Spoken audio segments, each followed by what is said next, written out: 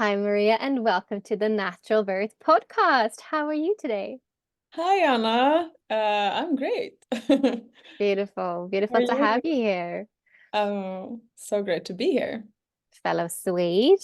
Mm, So, today we're going to dive on into your three pregnancies and births and how you birthed, I don't know if you birthed all your babies or at least the first ones over in the US. And that's where you discovered home birthing, which is definitely not a huge like Swedish cultural thing, but it is more so maybe where you were in the US. So it's yeah. going to be an interesting journey to hear about how you started your birthing journey over there and how you then came to Sweden. And I know you had a home birth here as well, didn't you?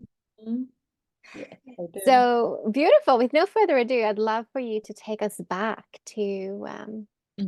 to becoming pregnant and your journey from that on. Yeah.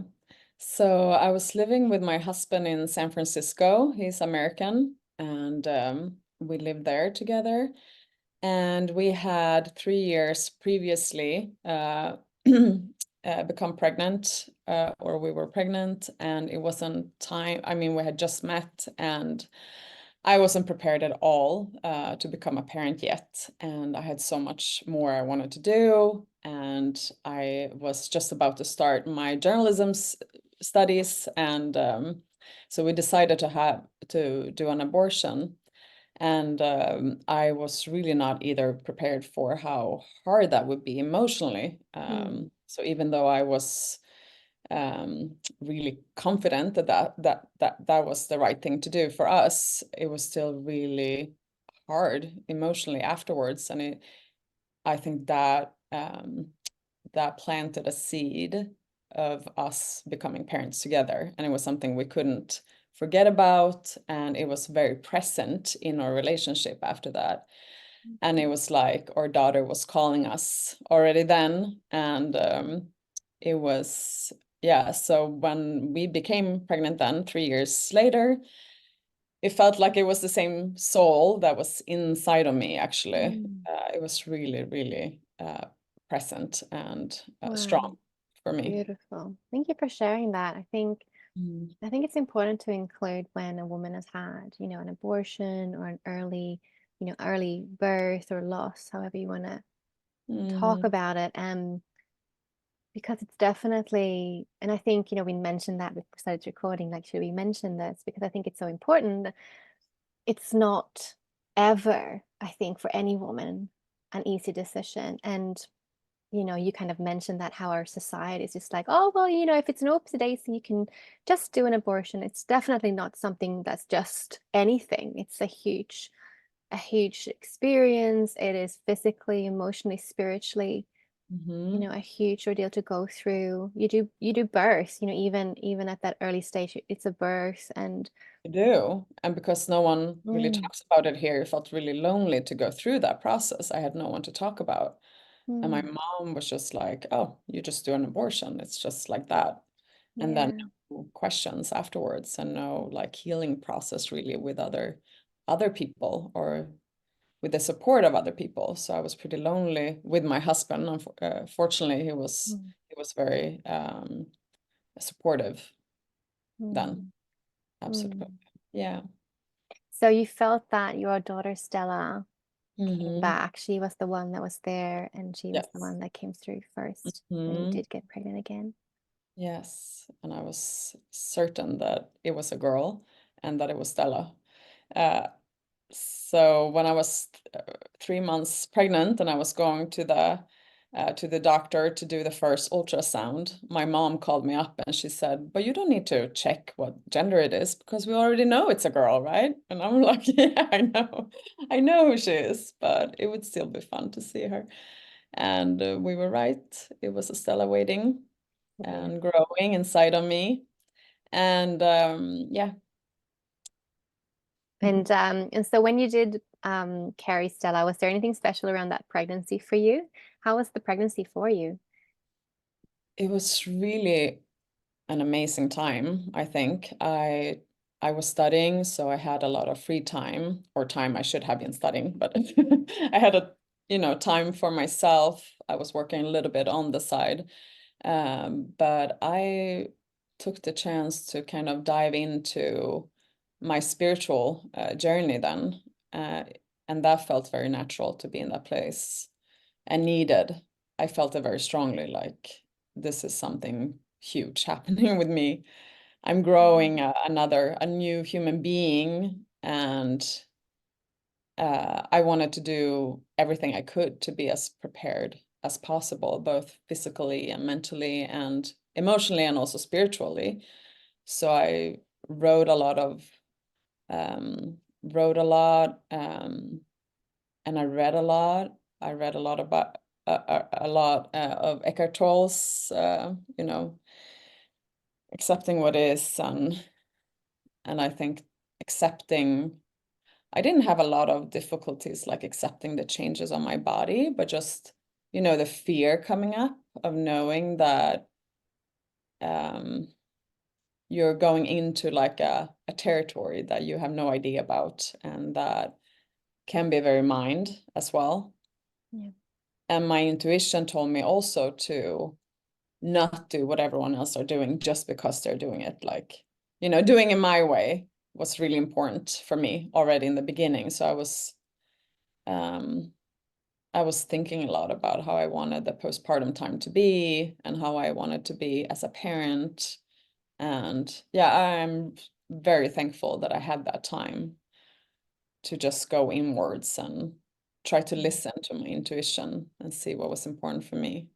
I mean, that first time when you become pregnant and you take this big leap from maiden to mother, it is the biggest time. Even, of course, every time you're pregnant, will be big, but that first is such a huge jump, isn't it? And I love that you had that deep inner knowing that you wanted to go there and you wanted to prepare not just physically, but you say, spiritually, emotionally, mentally, and understood that deeply.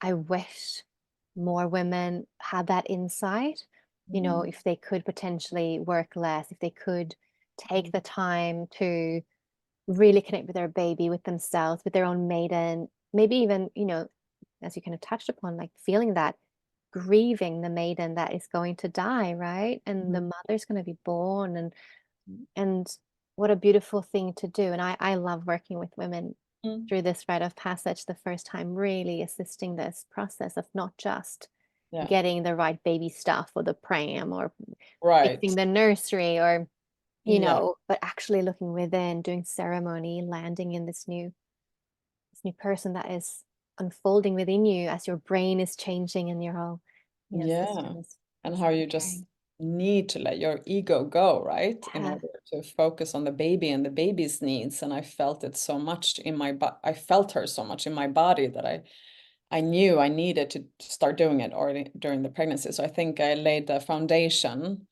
to be as open as possible to her needs when she came out. And this is also something I'm passionate about, trying to communicate to the women that I'm working with, for Mm, sure. beautiful.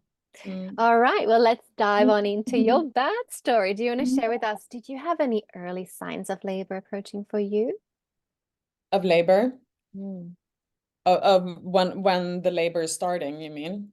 Yeah, I Uh, mean, that can look different. So, some women might have just an inkling something's coming. Some mm, get really dreamy, some get really nesty. Some mhm, just wake up with a bang and have a contraction from, mm. boom, get go and just, have a baby. So everyone's so different, right? And everything in between. So, did you have any Right. early signs for you? Well, so this is soon 19 years ago. So I'm gonna try to remember. But yeah, I remember that I started to go inward even more. Like I had the need to be alone. I had been like nesting for a while, try to fix, how I wanted things to look like in the room, and we were gonna have a home birth, so it was a lot of preparation for that. Just to make the house or the apartment feel as comfortable and cozy as possible. Was there because we didn't mention that. Was that always obvious that you're going to have a home birth? No, it was not. I mean, I had never heard any modern woman have a home birth before I became pregnant myself. I had only heard the stories of my grandma, how she was born at home in the northern Sweden. She and her 11 siblings were all born at home, or at least 9 of them actually were born at home. And her mom was completely alone in the middle of the, snowstorm. She birthed my grandma without support, other than the other siblings, who had to help with the practical stuff to kind of get hot water and stuff like that. But she just like pulled up her skirt and birthed there on the cold wood floor, you know. Wow. So Yeah. that had always blown my mind away thinking about that. But then it was something I hadn't heard or heard anyone else talk about. And luckily I found a little article in a pregnancy magazine in Sweden, actually, where at that time no one talked about home births, no one wrote about home births. But it was this little article by a woman who she also lived in northern Sweden, and she had decided to give birth by herself, not even with her husband supporting her. And she had like waved goodbye to her husband, set up cameras in the house to film it, and then birthed all alone, and had prepared like the scissors and the hot water and everything. And I was like, wow, if she can do this, why shouldn't I be able to? And I thought it was so, I don't know, it was so cool that she did her own thing. So it made me, think about how do I even want it to be instead of just doing what everyone else are doing. I started thinking about how do I want it to be? Like what would feel right for me?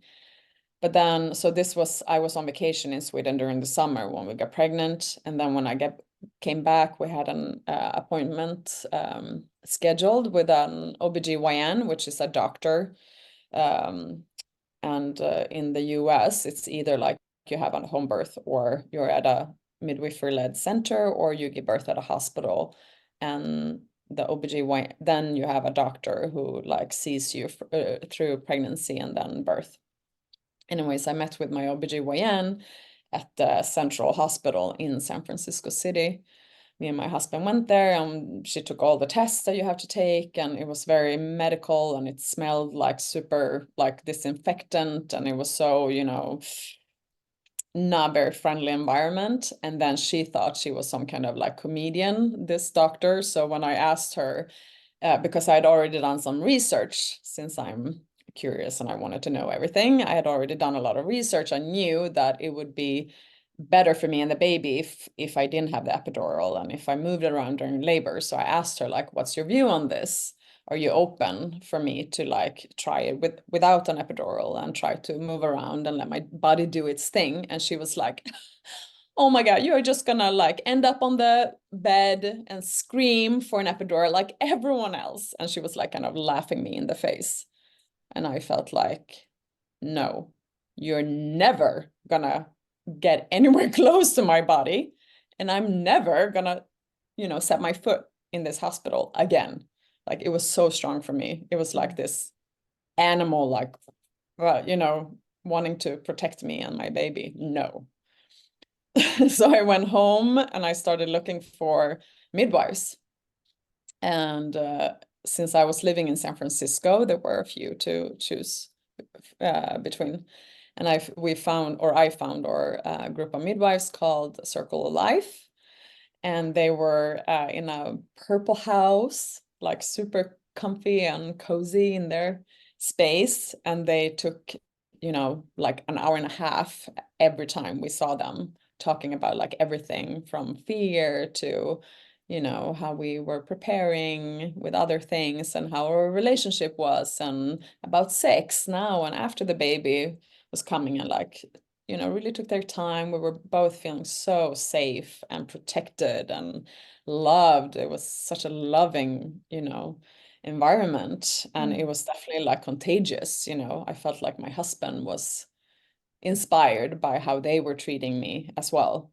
Yeah. It was like they helped to like set up, some kind of like a platform for us to also know what to talk about, Yeah, it beautiful. made a good communication around the birth, at least. I love So that. Ah, yeah. that's true midwifery. Love that. Yeah. All right, back to the birth story then. Yeah. So what I should tell you too is that I did go to another not a like the Marine General, which is a smaller hospital where we live, closer to where we lived in Sausalito. In case of an emergency transfer, I had to be registered there as well. So I saw the midwives there like once a month. And they had told me that because I had had like a colonization of my cervix, I had like a cell changes at some point earlier when I was younger. And they told me that that could make labor much longer and harder. So it was like a psychological thing that I had to deal with later during the birth. So anyways, I just wanted to tell Yeah, you yeah. that It's so interesting, you know, because you want women, of course, to know things, but it's also that delicate thing about what you also share could end up being something that is in your head for labor and birth, or actually affects your process because the mind is so strong. I know. Yeah. So yeah, it's interesting you say that. I'm curious to hear how that went for you. So Um, yeah, let's dive on into the birth story now, shall we? yeah. Yes. Tell us. So I was pacing up and down along the water in Sausalito when the contractions started, and they were starting during the night, of course, like at 3, 4 in the morning, when, as is usual, I think, because that's when our oxytocin levels are as highest during the night. So they had started clocking them pretty early to see if it was the real thing, and they kept going. And I tried to walk outside. Meanwhile, I think we're calling our midwives around 10 in the morning or something, and she came midday. And when she came the first time, I was only like half a centimeter dilated, and I knew I had to go to 10 before being able to push. So it was a while left, and she encouraged me to try to relax as much as possible and maybe even have a glass of wine, which I didn't drink because I had read that it was so bad for the baby, you know, to drink alcohol during pregnancy. But now I can see that it would be much better to drink a little glass of wine instead of having to, you know, force the labor to start with something more stronger synthetic medication, if that would have been necessary, but it wasn't later. But just a little side note. And then, yeah, we were just like having a fantastic time. My husband and I, we were making it the moment into something really like sensual and pleasurable. We were kissing a lot, and I was moving around, sitting on the Pilates ball, like, you know, moving my hips. We were even making love during contractions. It was pretty crazy that I felt like doing that, all that stuff. But it was just like we were having fun, playing like, you know, animals kind of thing. And yeah, and they kept coming, but it didn't feel like they were accelerating in intensity really, but they were still strong enough that I had to stop and breathe and, you know, do my thing during the contractions. And when she came again, the midwife, in the evening, I had only opened like a centimeter more. So it was like a centimeter and a half after 24 hours or more. And And during those 24 hours, how regular were your contractions? they were regular. They came regularly, and they were intense. I mean, they would become more intense, but not that much more intense. This has happened to me during all 3 births, that I have Okay. long, you know, Early. pre-labors, early Yeah. labors, latensfas, Yeah. labor. Yeah. Yeah. And So then at the it end, sounds, really, really fast. yeah, sounds like prodromal labor. So Yeah, do so when you say regular, do you mean like once every 10 minutes, or do you mean every even second like minute? three in 10 minutes. Yeah, right. So that is intense to cope with for sure Yeah, that for a was long time. intense. Yeah. So I kept having those kind of contractions for about 40 hours. Without a break. Yeah. So how did you cope with that? How did you move with them? I think it Could you really, rest in bed during the nights trying to get some sleep with yeah, them? that last night I slept between the contractions, and then my body woke me up to kind of handle the contraction. But I was so tired at that time that I fell asleep in between, definitely. But I think it helped that we were boosting the oxytocin so much that I was kind of like in this high at all times also. So it wasn't until, she came back and she was like, "You're still 1.5 centimeters that next day." I said that she came in the evening. That's not true. She came the next day. So, So take us back. So you mm, started in the middle of the night. She yeah, comes around lunchtime. By yeah, then you're about a centimeter. mm-hmm, She leaves because she recognizes you're in early labor, correct? exactly. Yeah, So she leaves and then she doesn't come back until the next morning. yeah. No, not Okay, even morning, afternoon. right. Yeah, So 4, 5, something like that. so during this time, were you in contact with her, or did you feel yourself that, oh, I'm still in early labor? She was listening to my breathing, and she was asking my ex-husband how I was doing. So I think she was confident that it was okay for her to stay Hmm. away for a little bit. And it was good for us to have that time, because I think it would have been really hard for me to have her observe me, and kind of like I would have felt stressed that something needed to happen. And that also, I'm very, very sensitive for, outside stimulation, or for others like expectations, and to be there for everyone else is my Hmm. like natural state of being. So when she came back, it kind of like got quieter, the Yeah. contractions again, and I had to, she had to do her own thing in the living room, meanwhile I was in the bedroom, until they started picking up again. But then after a few hours, I started feeling a little panicky inside. Like, what if this just keeps going like this? And I'm getting pretty tired and starting to feel a little panic. Like, what happens if? And I communicated that with her. And she said, well, if you get too tired, then maybe we have to go to the hospital so you can get an epidural and sleep and get a break. But then, I knew that that could mean that I would get a C-section, and a surgery was something I really, really wanted to avoid. So I started, I took, actually, she broke my amniotic sac, because it was like, this was, 19 years ago, and I don't think midwives likes to do this anymore, but Oh, at it the time, depends on the midwife for sure. It yeah, definitely maybe still it happens. depends on the situation as well, but Mm. it definitely felt like they were strong, they were intense, but the sac was so strong, and the head wasn't like pushing down on my cervix enough, kind of, so I wasn't dilating maybe in the same pace as my body wanted to work. It felt like something was like, anyway, so when she said, I can do this, and then it might get really a lot more intense, or you can keep going like this and see what happens. And I just felt like it can't get more intense, and I'm ready, to face whatever comes.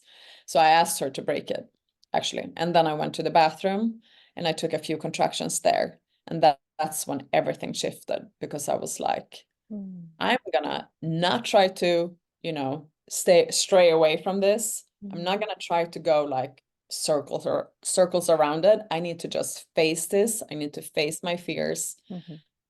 I need to dive into this force inside of me and just let it just let it flow inside of me and welcome this and surrender to it.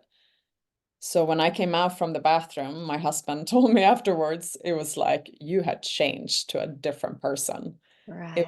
I was transitioning spiritually as well. Yeah.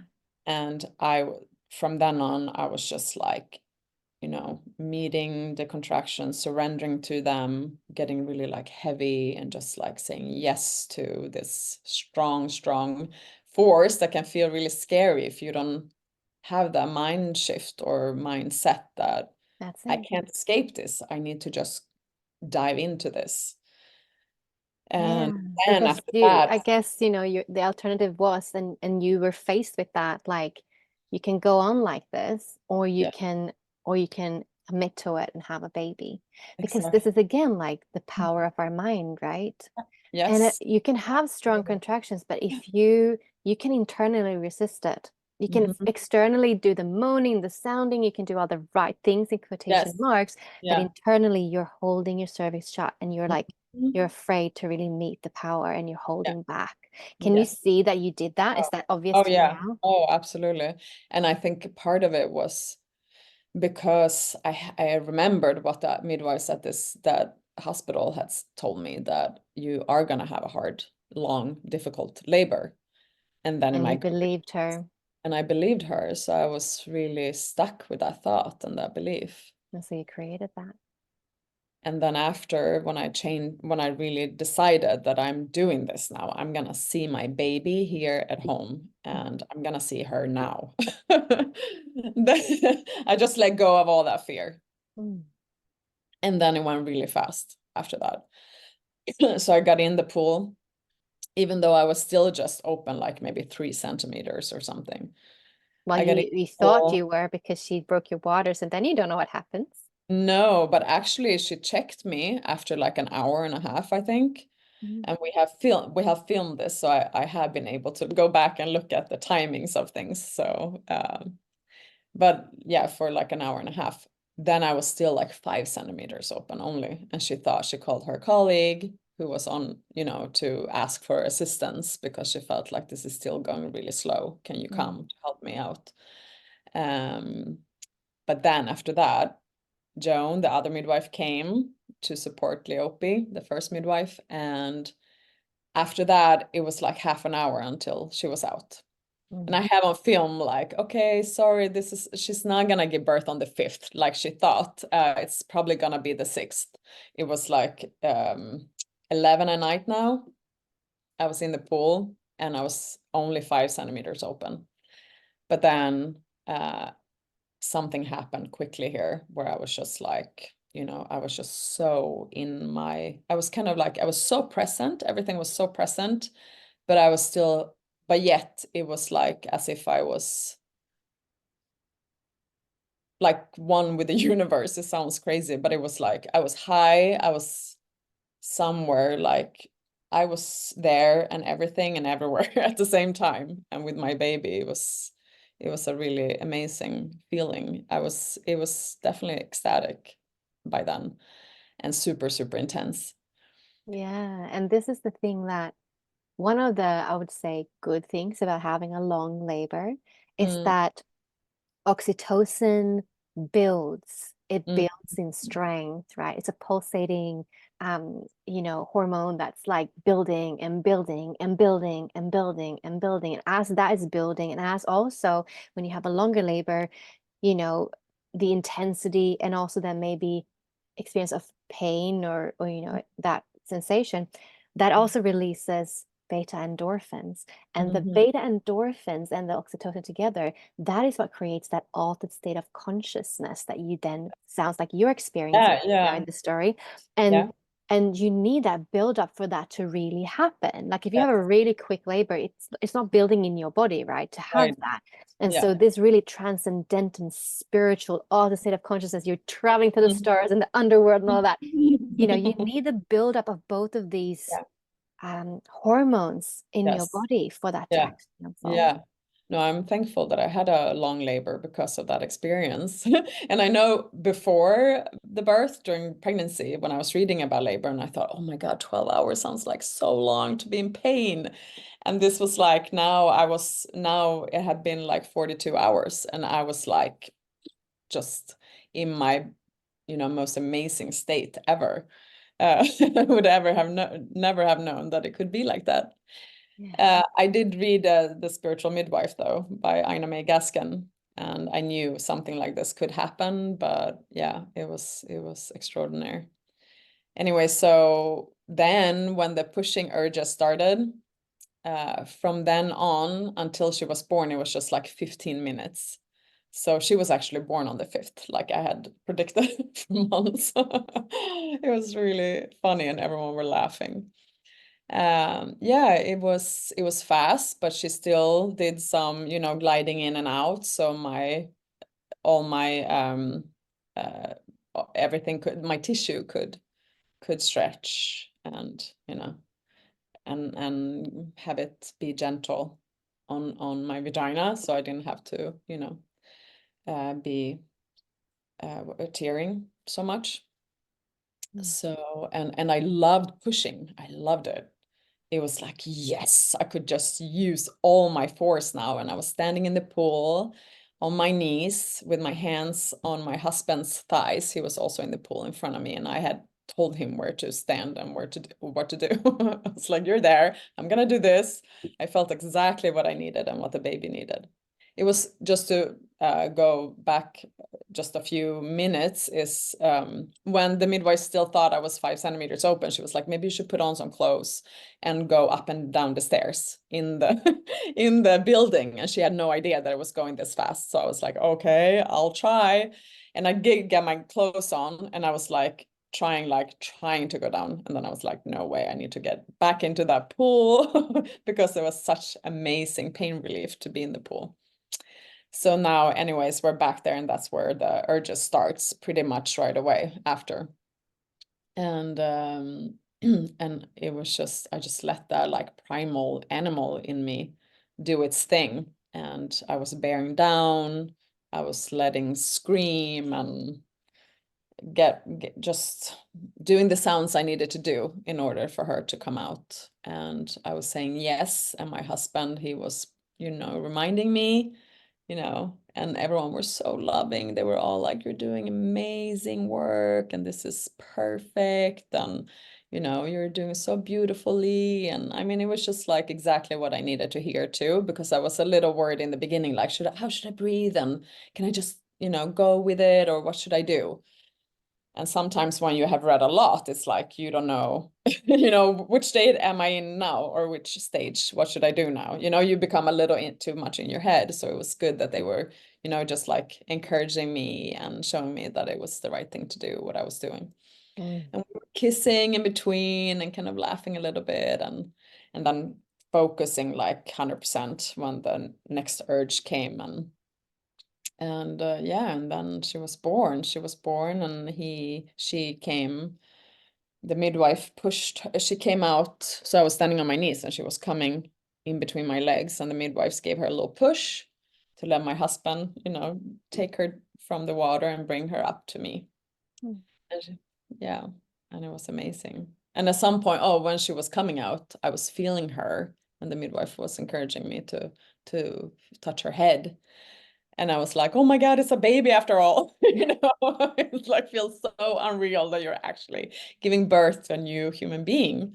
And we got a good laugh then. And I think that was also helping the, contractions or the whole process. Anyway, so she was coming up. She wasn't screaming right away. She had a little water in her mouth and then screaming, and everyone were happy and were crying and kissing and sitting there for a while. I think for like 40 minutes until we got up from the water. And the midwives thought I was bleeding a little too much, so they actually gave me an oxytocin shot and told me to stop bleeding. So I was like, okay, I'll stop bleeding.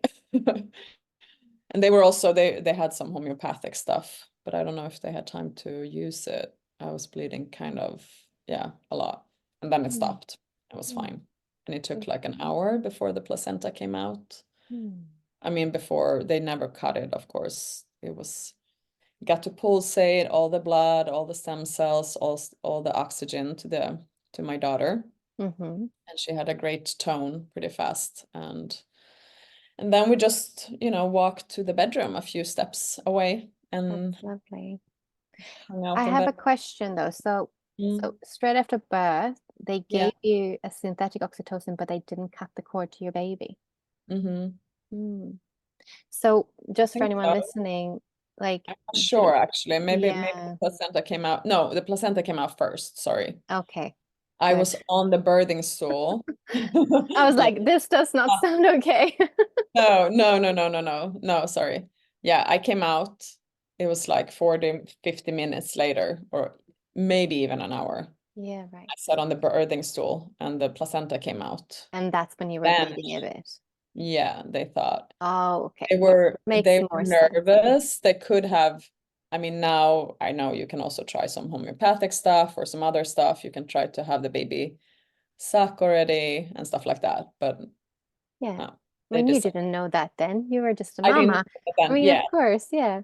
But you know now because I know you're a doula. But yes. so anyone listening, Mhm. the reason I reacted is that so if you get it's a quite it's a strong dose that's given Mm, into the leg of synthetic oxytocin if a woman does bleed extensively and is um looking symptomatic, like she's, this is too much for you to handle, right? Then it's great. I mean, that's the beauty of having a home birth midwife, that she does carry a kit that's there in case of. And I mean, that's a great thing, right? mhm. But you definitely have to cut the cord, or of course, the placenta needs to be birthed. Mhm. Otherwise, that will go through to the baby. Yeah. So we definitely, that's why I reacted. It's like, that doesn't sound right. So obviously that wasn't. And also the uterus starts closing with a placenta inside. That would be really Yeah, well, no.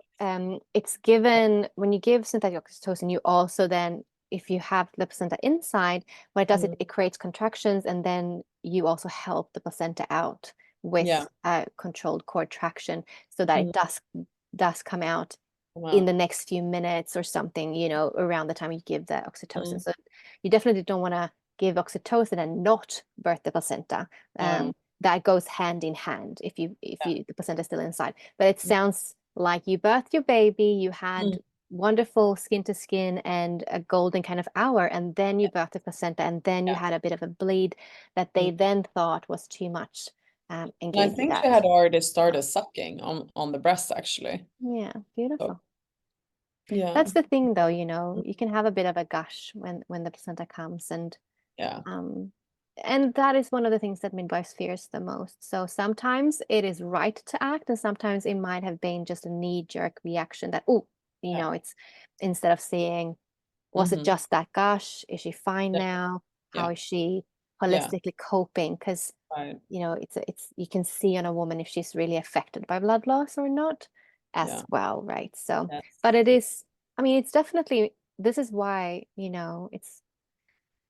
it is safe to have midwives Mm. at home, but Breastfeeding. it is safe to have a home birth is because Yeah. they carry Hmm. the equipment to help Yeah. in case of it is a true, Yeah.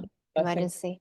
that And is it so, can go so pretty rare quickly. that it's actually an Yeah. actual right threat. So I don't think they were Mm, that worried either. mm. Then they maybe used it more often than you do now, I think. Yeah, or just different midwives, different. And this is why I always tell to my clients and everyone listening here, interview your midwife, talk about these things. What is your protocol of bleeding? Yeah. How often do you use synthetic oxytocin at home? If they go like, oh yeah, we use it maybe 50% of the times, I was like, Mm, then maybe she's someone who is really quick to act, right? If someone says, "Oh yeah, I just use it like literally 10% on, of the time or something," then we yeah. go, "Oh wait, it depends on what kind of midwife you want." Yeah. There's a Yeah. range of home birth And I midwives. don't, Some are quite medical, yes, and some are very not. absolutely. So Yes. it's a wide range. And I think that was something I hadn't researched by then, obviously. Mm. Uh, but luckily it didn't interfere with our bonding or with a milk letdown or anything. Everything went so smooth. It was like I had done nothing else but held my daughter and had her. I felt so like she's always been with me, is how I felt. And I know it can be very provoking for people to hear this, like both about my birth and also how the postpartum time was, because I felt like everything was so wonderful. I enjoyed every second with her. Really, I did. And I'm not Beautiful. saying this is something everyone feels or that it's wrong to feel something else. I'm just saying that that's what I felt. It doesn't have to be so hard either. It doesn't have to Yeah. be so challenging, and it's not for everyone, and maybe you won't know what will happen for you, but this is what happened for me. So it Um, was, I didn't even want to go to like baby groups because, or I did maybe once or twice, but I felt like they were so negative about everything. And I didn't want to be a part of that because I felt like I love this. I don't mind not sleeping during the night like I used to mm, because I get to sleep, with her during the day if I need to. yeah, And she breastfed next to me at night in bed. I co-slept. yeah, So it was easy to just fall back to sleep. I didn't have to get up, to sit up, to find her, to find the breast, to find the right position, blah, blah, blah. She was just next to me, and then we both fell asleep and we were, so it was a really wonderful time beautiful. having her. And then, yeah, So just I was wondering when you were talking about this, first of all, I think it's really important to talk about a positive, well, postpartum experience because it is a lot of dominance, both, of course, with births being traumatic or, all of this, and also the postpartum being really hard. And yeah, how much do you think you having that experience was down to actually doing the work in pregnancy to, let go of the ego, be mhm, in the now, accepting what is, doing your spiritual, mental, emotional work, like transitioning from maiden to mother. so much Yeah, because I had already kind of given up my old self. that's it. And I realized that, I want this human being in my life. I want to change. That's why I want a baby, or that's why I want to have I want to become a parent because I want to change with life. I Yeah. don't want to hold on to my old self, not because I didn't like that person, but just because I want to grow. I want to, Mm. I want to be present for whatever life um, presents to me. So I Yeah. kind of like, so when I felt tired and people were like, "Oh my God, do you get any sleep?" And "Oh, you're breastfeeding all the time and you're carrying her too much." And it was like everything was just, people love telling you what to do and what you shouldn't do. And I was just like, yeah, my back is aching and I'm tired, but it doesn't matter. I want to be tired for her. Like I wanna be in this. It is hard physically, it's harder than what you have ever maybe experienced, but I want to do this, so I'm not going to complain because this is my choice and I want to have this experience with her. Mm. I want to breastfeed during the nights. I want her to be super close to me. Mm. I don't want to have her, lie in bed and scream or And even that a also makes stroller. it easier. And this is the Yeah. thing that our modern society, the way things are usually done with keeping a baby separate in a cot, or maybe even, which I really hope no one does, but some might still do, keep them in a separate room. I mean, that's heartbreaking. But that also makes it harder for the mother. It makes sense to co-sleep safely. It makes sense to breastfeed on demand. It makes sense to be with your baby in your baby's rhythm and not try to make your baby fit into a routine that your mind has made up. Yeah. And the women who do this do generally move through the postpartum much more easily Yeah. than Yeah. then, if you resist this and try to put your baby on a schedule or routine or separate yourself from your baby or think your baby should have any kind of schedule, feeding, sleeping, anything, like you just have to move with your baby. Yeah. Also in my work as a doula and doing as much research as I've done and met so many parents and midwives, and I also understand that depression, postpartum depression is so much more common if you have that experience where you need to separate yourself from the baby and you're holding Mm. on to your old self, and Yeah. you don't want to lose yourself with a pregnancy or with a new baby, and you want to have your old life intact, that Mm. it becomes so much more hard. I mean, so much harder and a struggle, and you might suffer more from postpartum depression then.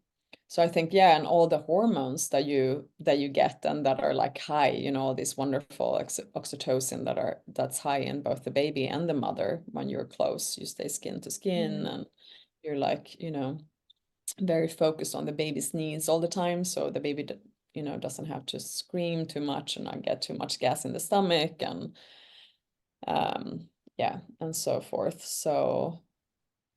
And I think that's like a trust you build between the baby and the mother, right? Like, your baby, and then your baby's answering your, you showing that you're focused and you're responding to the baby's needs, and the baby become more trusting to you as a parent as well. And then when you have established this kind of trust, you don't have to go outside of yourself either to seek for advice as much. So I remember that when I had to go, especially when I moved to Sweden, I had to ask for, or you have to go to this like program that you're enrolled in automatically with what is it called? Do you mean Pediatric health care. Yeah, child and family health care? yeah. Um, so I never asked for advice. I didn't really listen to what they said because I felt like I know what I'm doing, and I know I'm doing this right for me and my baby. And I knew if I would ask for questions or ask questions or ask for advice, that they would tell me something that wasn't really, working for me. And I also told people around me to like, I hear what you think, but that's not for me. Mm, Don't tell me what to do with my baby. And I had to mm, be really strong with my, and protect my boundaries there. yeah. Well, So that's I was in the US where breasts and breastfeeding is super taboo, but I was just like, pulling down my shirt and breastfeeding her everywhere. I didn't care at all what people thought or said. And I think that if you have that attitude, it's also something that you show to the outside world. Like, I'm not inviting your bad recommendations, or your advice or your thoughts on this or whatever. I don't want to hear it. And I'm yeah. not, not open for it. So let's dive on into your second birth Yeah. now. Yeah. Tell us Okay. about that. Maybe do a quick fix. How quickly did you become pregnant again? Well, it wasn't until 7 years later or 6 years later, we moved back to Sweden and we had a breakup. We moved apart for a year and a half. And then we started going to therapy together, and we were kind of struggling to find jobs here and stuff like that. So later than I thought, but also, Stella was such a like big, our daughter was such a big person in our lives, and she took, all my space, and I was happy that she did too, but I didn't really know how a sibling would fit into this. But then I learned that it was, for sure, many different souls can fit into your heart, and your heart just grows. So it wasn't like, they took space from her, maybe necessarily. But anyway, so it was 6 years later that I became pregnant, and I was working full time then as a writer for a company. So I was at an office or in an office every day, all day long, and my body didn't like that at all. Mm, And I had like 3 hours of travel time every day. wow. Yeah, so I was from like having a really easy, painful pregnancy. I had a harder pregnancy because I was in pain, my hips and my pelvis was hurting a lot from sitting so much, and had other like itching, and I had, iron deficiency, and it was much harder for me to move with the body and just do what it needed to do and eat what I needed to eat.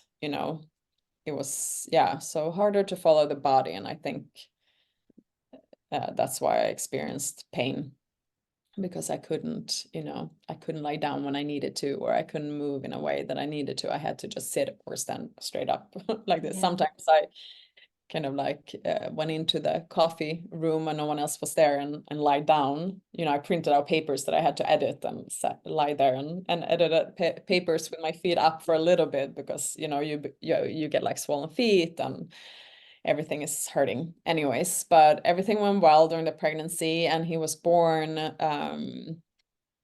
8 day the contraction started 8 days before the due date.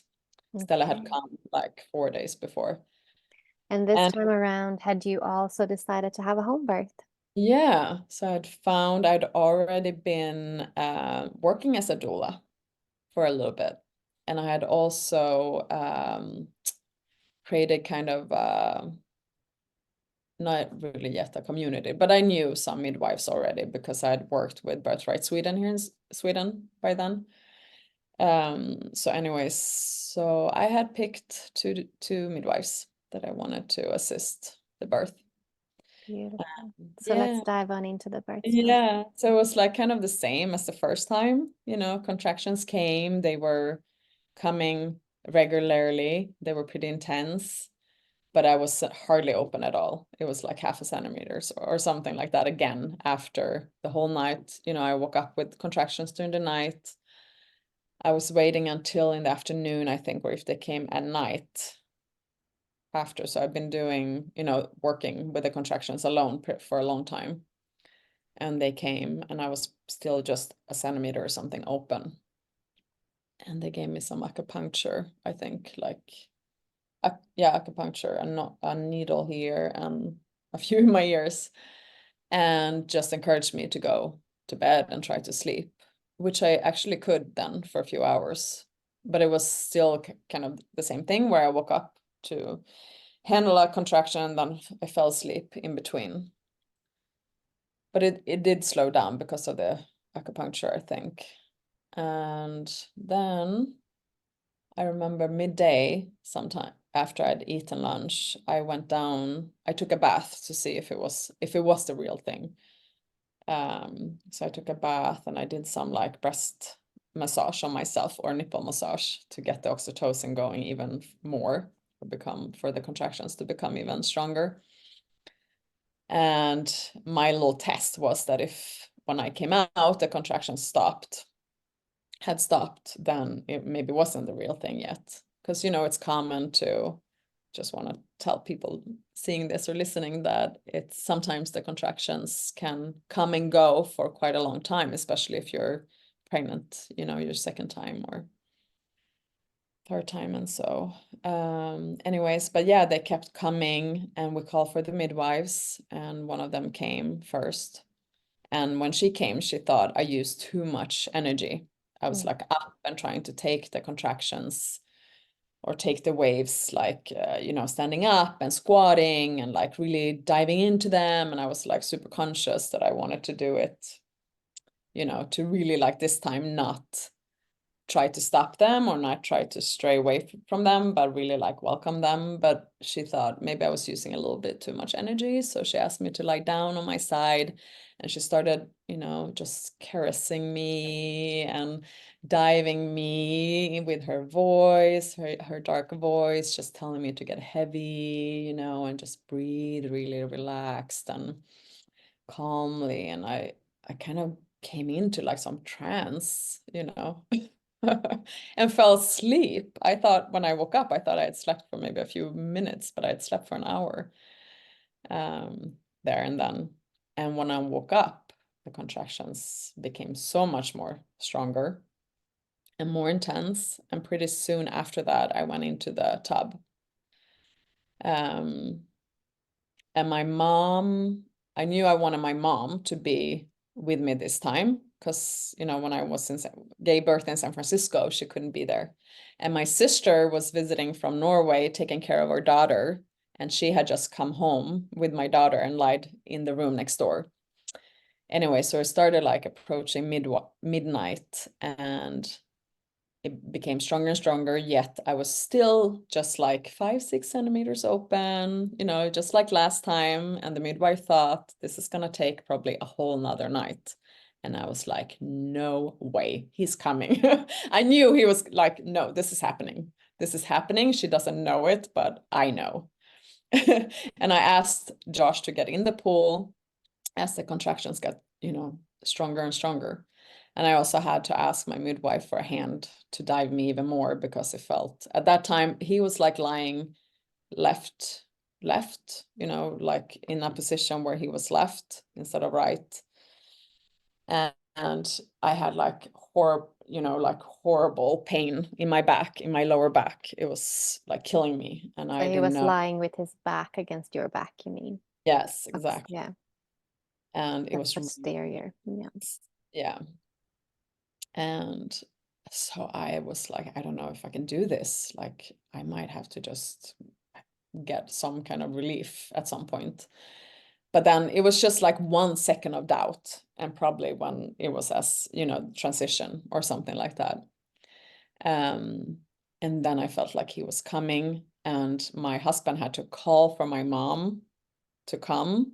Oh, he had called her actually. So just like she had, she arrived like just 10 minutes before this, I think, and had lied down in the room next door. But now he was like coming down, and I felt how he was rotating. It was tickling inside of me. And it was so amazing because I felt like also so thankful that I was at home, because I could really move my body with how it felt like he needed to rotate in order to come out the best possible way. I could feel that so strongly. And I started laughing because it was feeling so crazy, having him tickle me inside. And that was also great. Everyone started laughing because at that point too, we had called in everyone. So my daughter, my sister, and my mother were sitting on the couch right next to the pool. And yeah, so I think that kind of also relieved the like tension of like mom is, for my daughter to hear me, screaming or being in this like mood of like, super vigilant, like hyper focused mood of birthing him. But it got less tense from laughing and, feeling him rotate inside of me. And then pretty soon after, he just popped out. Like, I didn't even have to push him out. He just like came out like a like a cannon or something. It was crazy. And I caught him and I brought him up, and he was screaming right away. He was this like huge person right away. Just as he is still. And my daughter took off her clothes and got in the pool with us, and she was the first one to hold his little hands and legs, and we're sitting there, all four of us holding each other, and my mom was there. My daughter took pictures, or my sister took pictures. So it was an amazing, magical moment. And then, yeah, I sat there for maybe, again, it takes me a while to birth the placenta. It has taken all 3 times, has been like around an hour before the placenta comes out. And this time I wasn't bleeding, hardly anything. So everything was really, really calm. And Stella, our daughter, got to cut the cord, Mm. and hold her brother when I went to the bathroom. And yeah, it was great. It was amazing. I The really difference, love this story about how, it sounds like then this one like 24 hours, or I'm not really following how long it yeah, was. something Yeah. like that. Yeah. Okay. So Mhm. it sounds like, in the beginning you were using a lot of that like active birth stuff, right? Like, Yeah. which, I'm not saying there's right or wrong things, because everyone just like needs to listen to their own inner voice and truth of how to move in labor, right? But maybe potentially it came from the mind, the doula mind, knowing, Yes. ooh, this is Yeah, yeah, good, right? Yeah, yeah. And I think yeah. this is a thing for birth Yeah. workers that, Mhm. the mind and all the knowledge can sometimes intersect, and maybe also for mamas who are like super research, can intersect the actual listening inward to the intuition, into the body wisdom, into the baby even. Yeah. And Absolutely. I love how your midwife, I think I know her, Yeah. um, put you to bed. And because this is the thing, like, and I keep on telling people this, right? You can birth a baby in a coma. Actually, you probably will birth a baby easier in a coma, because your mind and all Mhm. that bullshit Yeah, yeah. gets out of the way, and your Yeah. body can do what she's designed to do. Like, we can hold babies in for a long time. We can, all this, it's so multi-layered, right? But when you then just fully relaxed and dropped, that's when you truly kicked into active labor, didn't you? Yes. And people should, I mean, yeah, it's great to tell this story because I was Yeah. only like 3 hours from giving birth when I lied there sleeping. And Yeah. also I dipped my head. This happened during all three births. So I kind of like dip my head face in the water in between the contractions because I'm so relaxed. So it's Yeah. possible to be in so much pain or whatever intensity in your body and still be relaxed and still enjoy and be in an ecstatic, uh, you know, Yeah. or ecstatic Because I think the key thing so far in your two births is like the key thing is that you can't force labor. Like you can't make it happen from will. You can't will it to happen. It's No. like you have to surrender, and you have to surrender on deep levels within yourself. That actually deep relaxation is the key to that, isn't it? Mm, Yeah. yes. All right. Well, I'm curious about your third now. Let's dive Yeah. on in. Yes, a third. So I how wanted far to in be, between are these two? yeah, they're 3 years Yeah. apart. Okay. I felt him calling for me. I knew I wanted to have this third baby. Our relationship was not good at that time, but I just wanted to have, I knew he needed to come. Mm.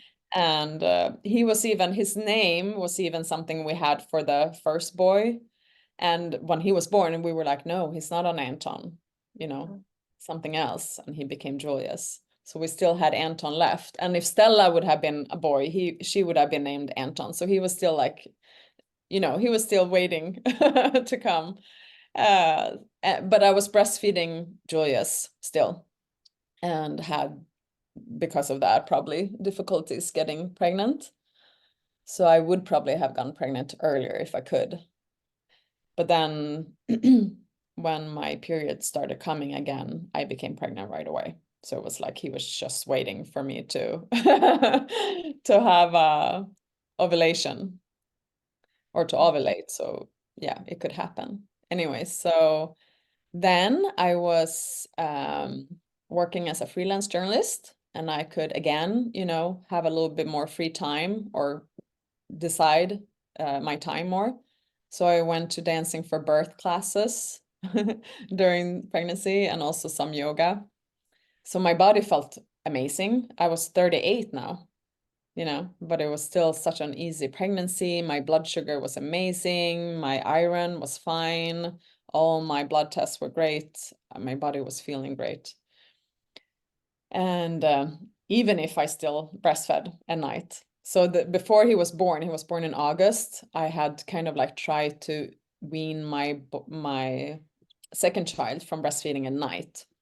And I just succeeded like a few weeks before the third birth. Mm.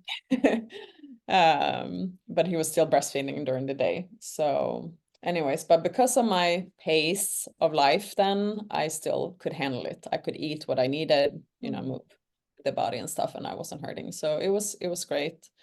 And when even before the labor started, I felt for like about a week that my body wanted to go into labor. Mm. And once it did, I was only like a day before due date, and the other two had come before. So I think it would have started earlier if I felt more relaxed. But since I'm like so in tune with my children, I couldn't really let go. Mm. And I had some idea that I wanted the other kids to be present during their, the birth of their brother. Mm. We didn't know the gender yet by then, but then I remember calling my midwife, and the first midwife was the same one as who was present during the second birth. I called her and I told her that I feel like my body wants to start giving birth, but I can't. Like I know there is something. And she said, maybe you should ask your mom if she can have the other two. Yeah. So when I started packing their bags and I knew they were about to go, that's when the contractions started coming. Actually, it was so, symbolic of the situation, right? So when my husband drove them off and they started coming like, regularly then. And I was already like having to breathe through them and start, handling them when he came back. But this time, yet it still took a while for the contractions to come or for it to pick up and become really intense. So we went to bed. I had contractions the whole night. And again, I could kind of sleep in between contractions and wake up to handle them. And then in the morning, we went to a cafe, had like blueberry pie, still taking the contractions, but I felt like, no, this is wrong. I need to get out in nature. And this has been like an urge I've had every time to get out in nature during pre-labor or early labor has felt so great. The first time, you know, by the water, the ocean. The second time I went, actually I lied at home, but I looked at the forest outside. That became like my, you know, to focus on and to kind of like just to become, to like get into some kind of like meditative mood has been important for me. And in nature is where I find that kind of state of mind. Anyway, so we bought some lunch and went out to a to a park or to a nature area, Hellasgården this time. And I sat on the rocks and I listened to hypnobirthing in the ears and just sat there like the whole day with the contractions coming and going like waves. I just let them come and let them go, and I was super relaxed. Then went home and they picked up more. I was doing some dancing, like I've learned at Dancing for Birth, and we laughed and we had fun. And I have to share that during every birth we have had like we have done lovemaking as well. It's been like super natural for me to do that. And he has given me massage and we've been kissing and, you know, doing whatever comes to mind, and be playful, I think, is super important. Anyways, and then our midwives came at maybe 11 or something. And then my contractions stopped. You know, it's so typical for me. I'm like, hi, do you want tea? And how are you doing? You know? And then the animal body is like, this is not safe, you know, because my neocortex is too stimulated. Yeah, and that's the thing when you're, especially when you're highly sensitive, like so many women are, like we're so highly Yeah. in tune with everything around us. Mhm. Um, Even someone that you know and trust coming into your birth space can slow down your process, sometimes even stop it Yeah. until then, like maybe they go into another room or you just acclimatize. It might take even an hour or more for you to get back to where Mhm. you were. And that happens so often. I know. And this is like the most important thing we need to talk about, I think, because women think it's their bodies that's at fault. You Mm-mm. know, it's like they're verksvaga. What do you say in English? What would be Failure to progress. failure to progress? Yeah. Oh my God. Yeah, this is like a natural It's and physiological. really good, It's right? very intelligent. Yes. So that's how my body worked as well. And they had to go and lie in our kids' room for a little bit, maybe for like an hour or something. And I went in with my husband and just you know, went in, lie down in a dark room and just had a quiet. And then they picked up pretty soon after. But we didn't wake them up yet. So we went into the living room where he had prepared the pool. And we were just like kind of kissing and, you know, holding, caressing each other. And then they were like picking up a lot really quickly. And I got in the pool, and that's when I'm like, okay, things are happening. Can you get the midwives? So I felt like also a strong need to have feminine energy with me Mm. in the end, like when I'm actually about to, you know, push the baby out. Cross the threshold. Yeah. Yes, exactly. To dare to go that last, you Hmm. know, through the portals Yeah. of meeting my baby. I really had to have like the portal being like just infumed with feminine energy. So they came and I was still not, they thought again that they checked me then, I think, and I was still just like 5, 6 centimeters open. So they were like, oh my God, she's in so much pain. This is so intense. And she's only this little, you know, dilated. And I was like, no. But I actually tried sterila kvaddlar. I don't know what that's called. It's like the Um, water they're spraying in with the needles. Sterile water injections is the word. Yeah, sterile water injections. And I have no clue why I said yes, why I had like this. I had never even thought about the thing. But when they asked me, I was like, okay, try it. Because again, my back was in so much pain. Right. Yeah, that can help against back pain for sure. Anyone listening, so sterile water injections, it's simply like a milliliter under the skin, and it's like a wasp Yeah, The sting, it really hurts for like it 30 really seconds, hurts. Yeah. and then it can actually alleviate the back pain for hours after, but not for I everyone. I think if they knew how close I was to having him, they wouldn't have given it to me, Yeah. because this was like 20 minutes before he came, and it was just taking me off, my focus kind of. I just got angry getting it, like, the stung was so Mm, intense in itself that I was like kind of being thrown off my totally. Like if you're getting stung by a bee or a wasp, you get freaking angry, don't I you? know, I got angry and I was like, "Whoa, what is this?" And I got kind of disoriented for a little bit.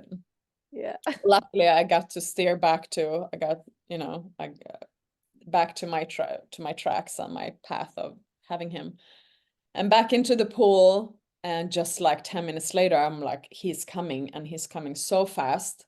And my midwife asked me if I wanted to push on land, because we had talked about that maybe I wanted to try on land this time. And I was like, no fucking way, I'm staying here. And instead of being on my knees, I leaned back, like just automatically. I felt like I needed to, and I know that can like just maybe slow it down for a tiny, tiny bit, maybe. I asked her to catch him because I felt how he was moving through me so fast. And it was also that like ejection reflex. He just flew out of me, kind of. Yeah, so he was born, I think it was like 5:30 now in the morning. And this is the And thing, like actually like those injections could have because they hurt like beep, and oh that yeah. it could actually have triggered that fetal ejection reflex because you had a surge of adrenaline from that experience, that pain of the wasp stinging you like 4 times or whatever it is. I mean, it's It's like, not this is pretty. dangerous. You have to get the baby Yeah, because that's out what the now. fetal ejection reflex is. It's like, you have this surge of adrenaline and your baby just shoots out, Yeah. you Hmm. know?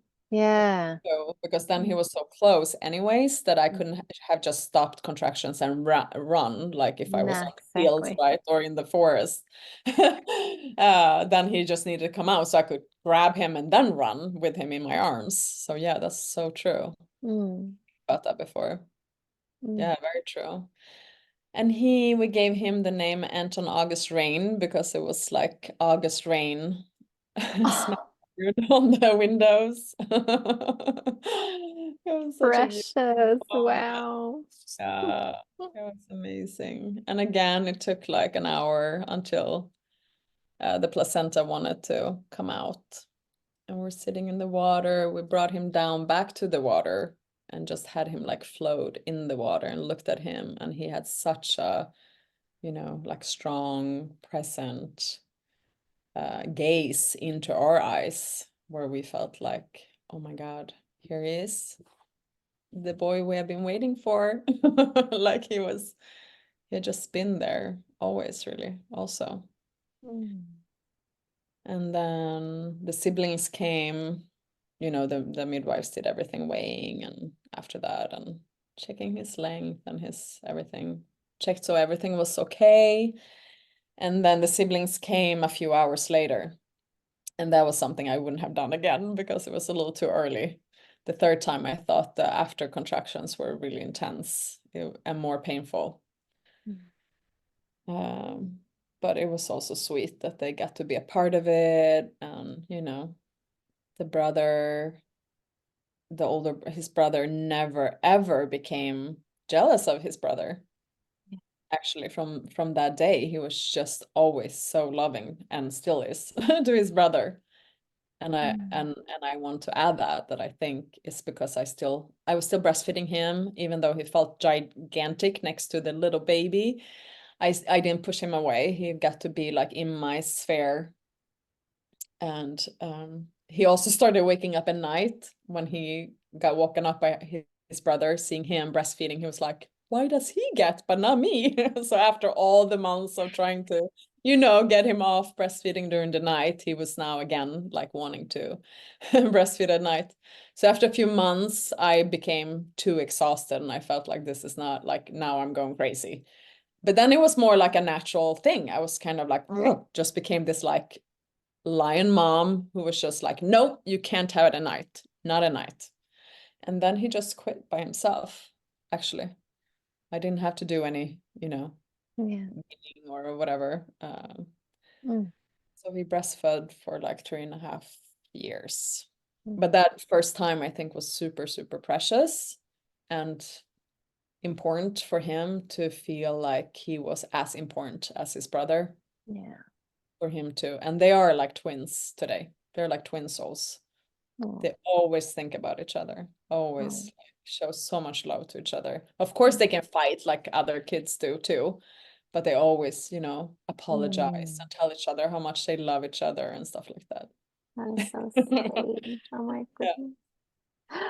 But it was Wow. quite a difference, a different time in being postpartum, in the postpartum period in Sweden, because culturally, we don't have this like natural support system as I had in San Francisco. We had friends and family come with, whole meals, ready-made meals for us and fruit, and they came and massaged me, and it was such an amazing time after having Stella. But here we were pretty lonely, and my husband started working really early, and I was alone with the babies, and it was more challenging for sure. And Mm. I was always like hungry. I felt like I was depleted of nutrition from breastfeeding and giving birth, not getting enough support, and I didn't feel like I had time to make sure I had that for myself in a way, and I didn't prepare enough. So I just want to give that to the listeners, that it's super Yeah. important to It is make sure super you have important. that support system around you. Yeah. Well, I was going to ask that now, and maybe you want to elaborate. So, if you had a first-time mama in front of you right now who's about to have her first baby, and she really wants to have a natural and empowering birth experience, and maybe also a nourishing postpartum, what advice and pearls of wisdom would you give to her?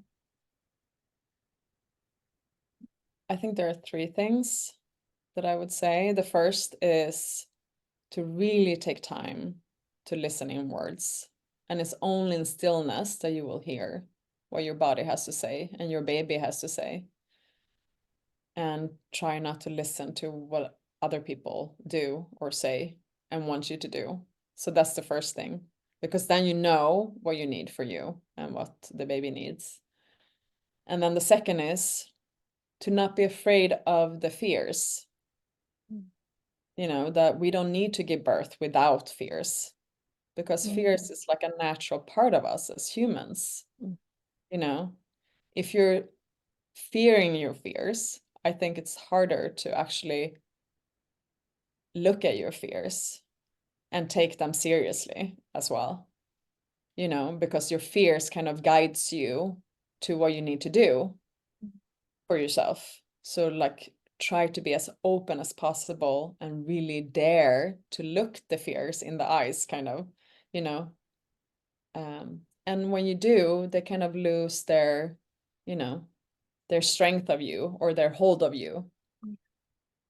They're kind of dissolving once you start looking at them, because then you also start dealing what you need to deal with and what your fears are. If they're like, maybe it has to do with that you have been a victim of sexual abuse, maybe you have to start going to therapy during pregnancy.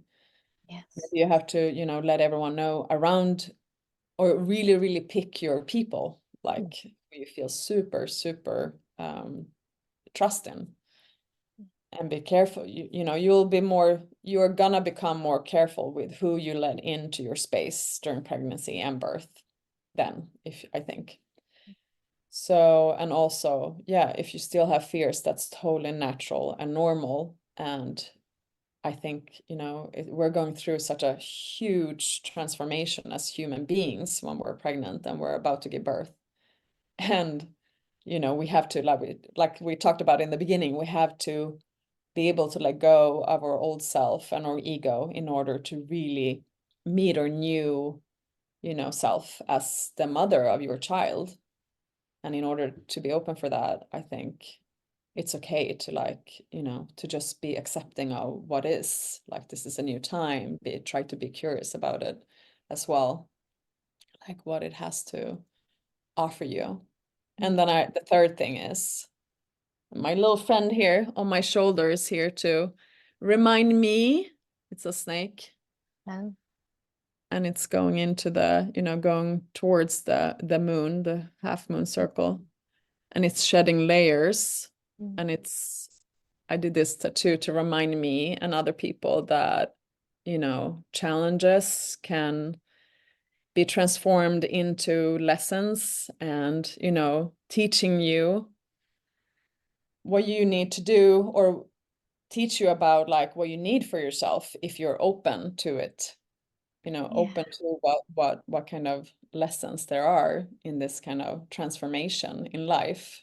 If it's during pregnancy and birth, or if it's like I've just gone through a divorce, if it's a divorce, it's hard, it's challenging, it's scary as hell. You don't know what's coming, but just try to trust that if you're open and curious, that it's actually gonna be, transcending into something new and amazing in your life.